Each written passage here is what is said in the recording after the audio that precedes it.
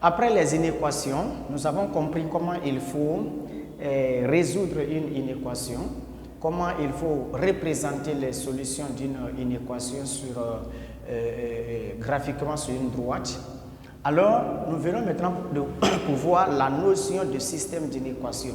Cette fois-ci, nous avons affaire avec deux inéquations. La première partie, c'était une seule inéquation. Ici, maintenant, c'est deux inéquations. Donc, il faut trouver un ensemble de solutions qui soient communs à ces deux inéquations. Pour cela, qu'est-ce qu'il faut faire? Et c'est cet ensemble de solutions qui sera la solution du système S, qui est le système d'inéquation. Alors, il faut commencer par numéroter d'abord les deux inéquations, I1 et ici j'appelle I2. Il faut résoudre chacune de ces inéquations séparément. Prenons I2 par I1 d'abord. I1, c'est x plus 3 inférieur à 1. On envoie 3 au second membre, donc x inférieur à 1 moins 3. Donc x inférieur à moins 2. OK? Alors cela veut dire que x appartient à l'intervalle ouvert de moins infini à moins 2. Moins 2 lui-même ne faisant pas partie. Donc, on peut même représenter graphiquement, faisons ça à main levée, cette solution. Nous avons 0, moins 1, moins 2. Donc, moins 2 est là. Alors, l'ensemble des solutions, c'est où? C'est tous les nombres qui sont plus petits que moins 2. Alors, moins 2 ne fait pas partie. Voici, je représente l'ensemble des solutions. Prenons l'inéquation I2. L'inéquation I2, c'est moins 5x plus 7 supérieur ou égal à 12. Alors, on envoie 7 au second membre. Moins 5x sera supérieur ou égal à 12 moins 7. 12 moins 7. Moins 5x sera supérieur ou égal à 5. Alors, moins est là. Il faut d'abord enlever ce moins avant de faire le calcul. Donc, multiplier les deux membres là par moins. Par moins 1. En multipliant par moins 1, on obtient 5x. Au lieu de supérieur, ça devient maintenant inférieur ou égal à moins 5. Donc, on peut tirer x maintenant. X sera supérieur ou égal à moins 5 sur 5. Donc, x inférieur ou égal à moins 1. Alors, nous pouvons dire que x appartient à l'intervalle, donc tous les nombres qui sont plus petits que moins 1. L'intervalle de l'infini à moins 1 lui-même faisant partie. On peut même faire une représentation graphique de cette solution ici. Faisons sa représentation graphique. Nous avons 0, moins 1, moins 2, moins 3. Okay? Donc, tous les nombres qui sont plus petits que moins 1 sont solutions. Comme moins 1 lui-même il fait partie, on met un gros point ici. Voilà. Donc, voici l'ensemble des solutions de cette inéquation. Comment trouver la solution du système?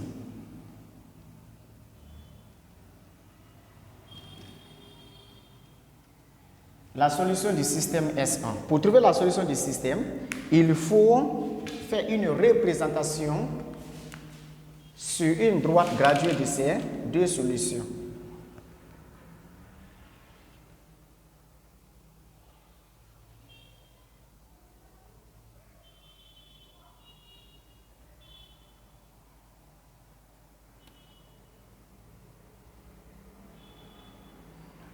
Voilà, donc une représentation sur une droite graduée. La première solution, on a dit que c'est x inférieur à moins 2. Nous avons 0, moins 1, moins 2. Donc x inférieur à moins 2, c'est là.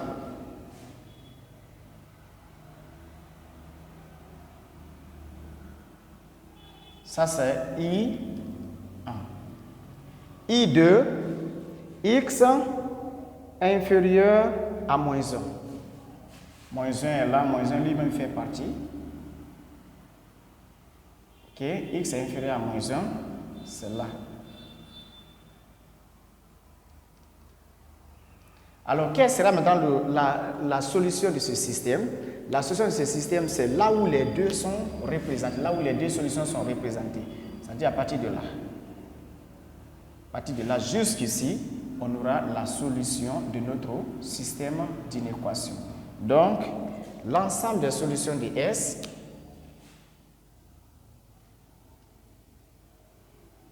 l'ensemble des solutions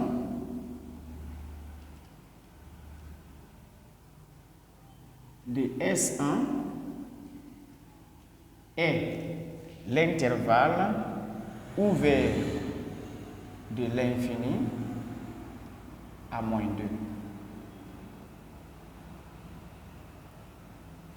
L'intervalle ouvert de à moins 2. Pourquoi il y a la solution? Parce que les deux solutions sont représentées dans cet intervalle. N'importe quel nombre que tu vas prendre dans cet intervalle, pour remplacer dans ce système d'inéquation, vous allez voir que l'inéquation sera toujours vérifiée. Vérifions avec une valeur.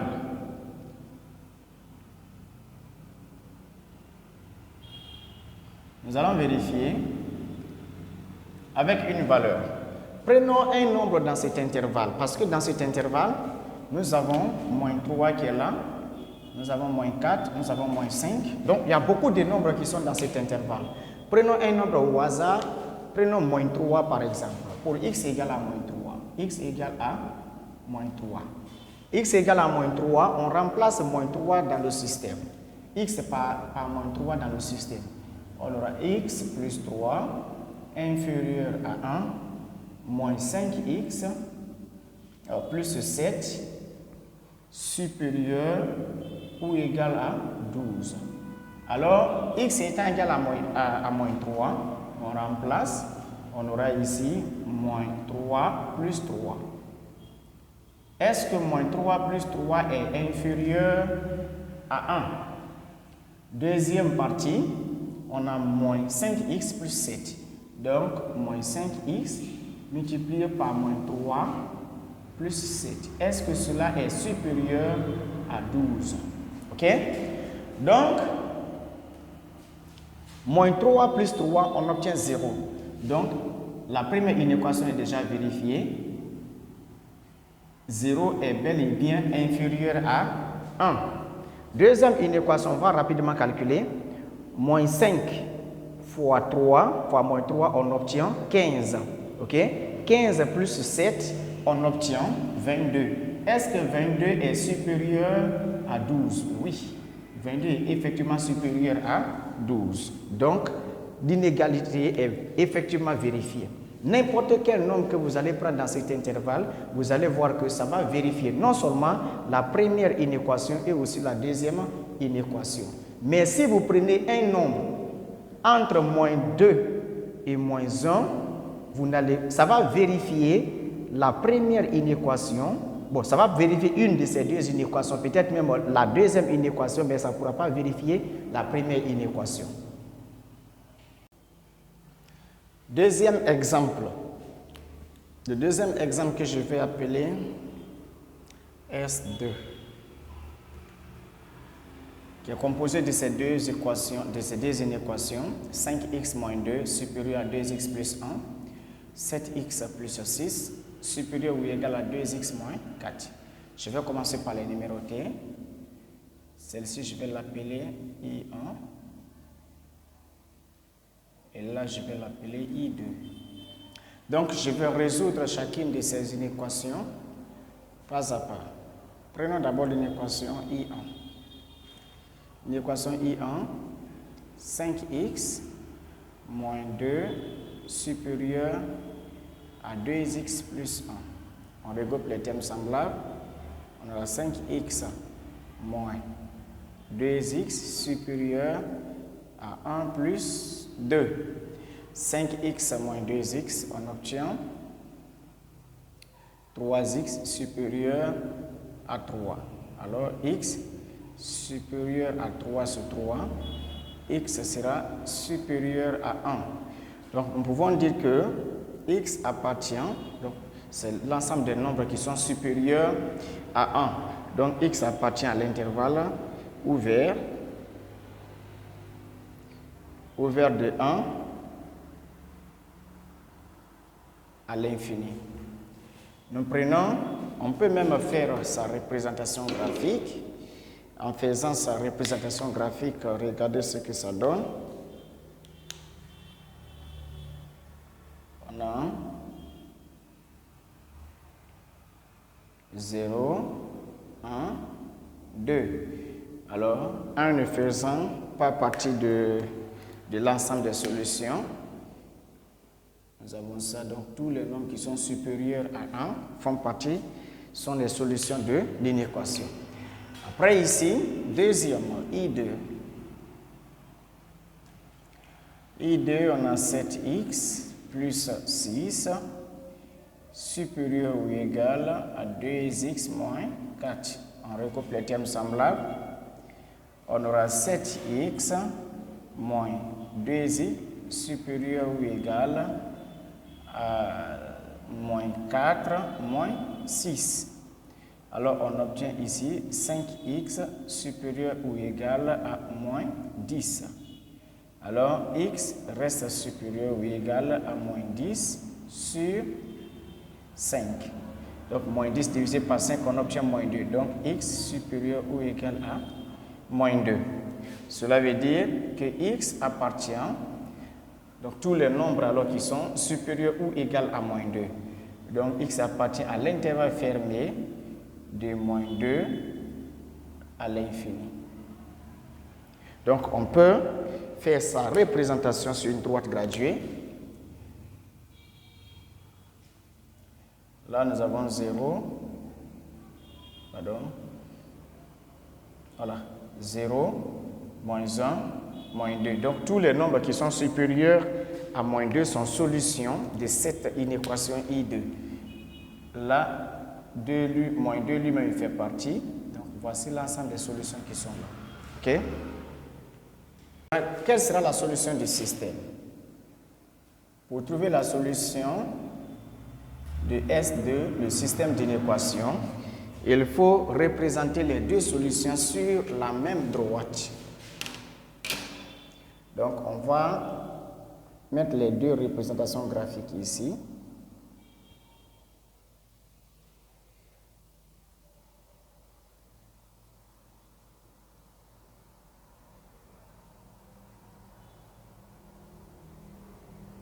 Voilà. On met les deux représentations graphiques. Là, nous avons 0, moins 1, moins 2, moins 3. Ici, 1, 2, 3, 4, ainsi de suite. Alors, on représente la première inéquation qui est x supérieur à 1. 1 est là. X est supérieur à 1, 1 ne faisant pas partie. Donc, voici l'ensemble des solutions qui est là.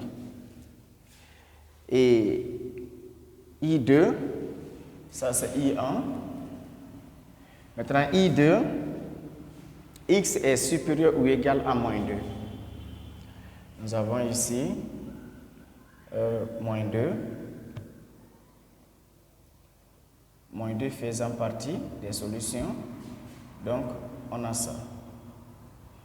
X est supérieur ou égal à moins 2. Donc, l'ensemble des solutions de S, c'est quoi alors?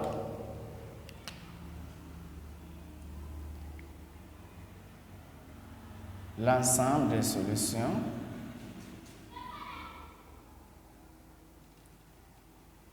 de S est l'intervalle ouvert de 1 à l'infini. Maintenant, une chose que j'aimerais ajouter, c'est quoi? C'est que lorsque les deux intervalles n'ont pas de point d'intersection et que, après la représentation graphique, tu trouves qu'il y a un intervalle qui vient comme ça et l'autre qui part de l'autre côté, au niveau de ces deux équations, par exemple I1 qui est comme ça, ok, et puis I2 qui est comme ça, nous disons que l'ensemble des solutions du système est l'ensemble vide. Okay, parce que les deux intervalles n'ont pas d'intersection. Donc, il n'y a pas un ensemble qui soit commun à ces deux inéquations. Donc, lorsqu'il n'y a pas d'ensemble commun à ces deux inéquations, nous disons que l'ensemble des solutions est un ensemble vide.